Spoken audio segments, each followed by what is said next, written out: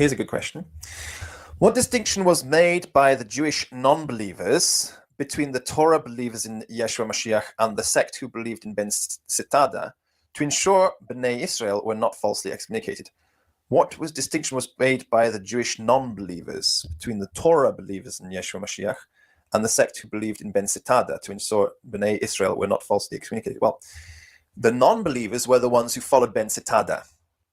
They were the non-believers. The Jewish non-believers were the ones who followed Ben Sitada. The Jewish non-believers who followed Ben Sitada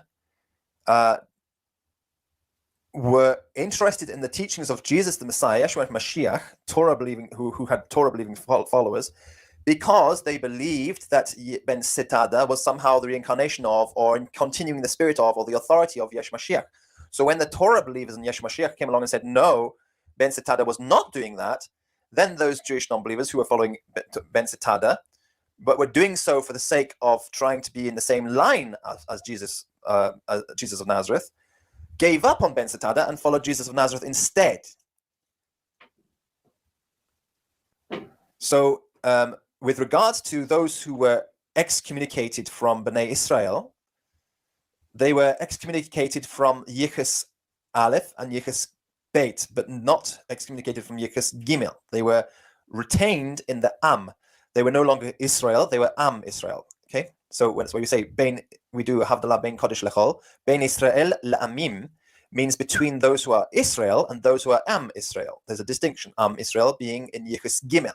That is Mamzerim, Shtukim, Asufim, the Toshavim, the Harurim, the Netinim. These are the Am Israel. So they were only excommunicated from the Kehila, but they were not excommunicated from the Am. They still have a place in the Am, but they are not Israel. They are Am instead, Amim, in fact.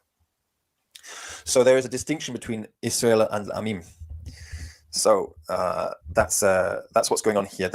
They are being removed from the Kehila and they're being put into the Am. And so nobody could be falsely excommunicated in this system. Nobody could be falsely excommunicated. This system is perfect. The only people who could be cut off from the congregation of the Lord and become like Mamzes, who are still Jews, by the way, and still beloved, but they do not have a right to teach in Israel. They have to be converted again in order to teach. They have to go through what's called a Giyur Lechumrah in order to teach. They have to be approved again. Okay, so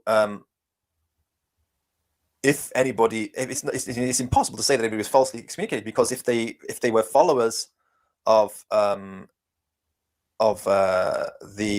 believed in the Evangelion, they were either teachers of it, as were the Orthodox Jewish authorities, or they were followers of it.